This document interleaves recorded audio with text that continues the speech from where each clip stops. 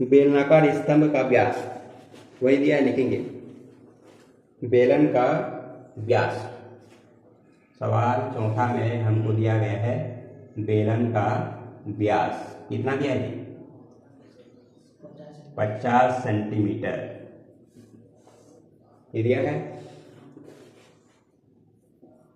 लेकिन व्यास अभी मैं बताया था, व्यास का फॉर्मूला क्या होता है? 2 गुणा त्रिज्या।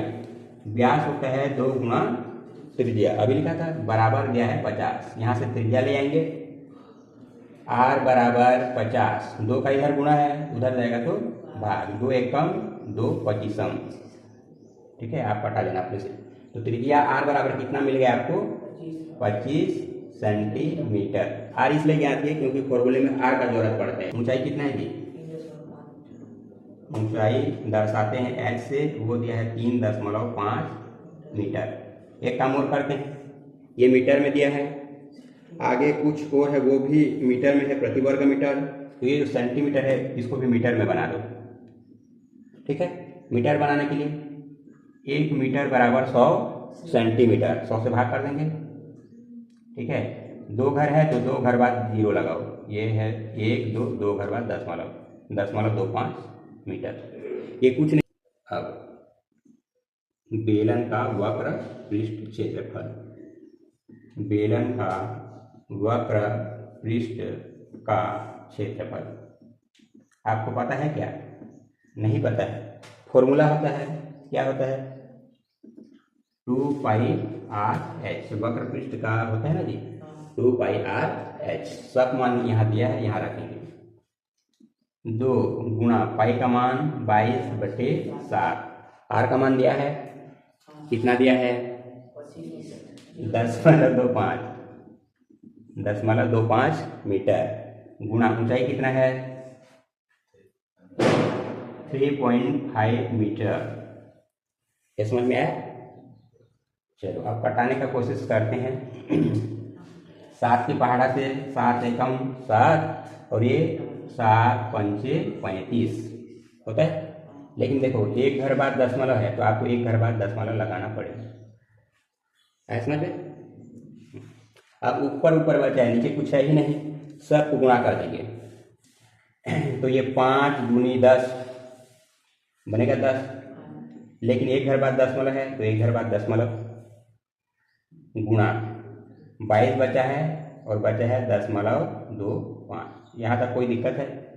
फिर ऐसा गुणा करके समझाता हूँ, इसका गुणा करता हूँ। 25 दूनी 50 या 2 का है, 2 पंच 10 का 0 हाथ में आया, 1 2 दूनी 4 1 5, 2 घर बाद दशमलव है तो 2 घर बाद दशमलव लगाया, वो फिर गुणा है इसके साथ 11 के साथ, 11 पचे 55 और 11 शून्यम 0, 2 घर बाद दशमलव है, 1 2 घर बाद दशमलव लगा। मीटर में है तो ये बनेगा मीटर का स्क्वायर।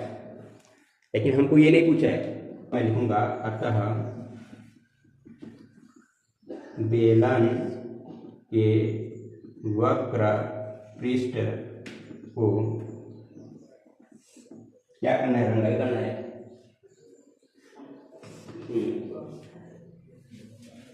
वक्र पृष्ठ की रंगाई का लागत, रंगाई का लागत, ये किताब से देख के लिख रहा हूँ ना, लागत बराबर क्षेत्रफल कितना है?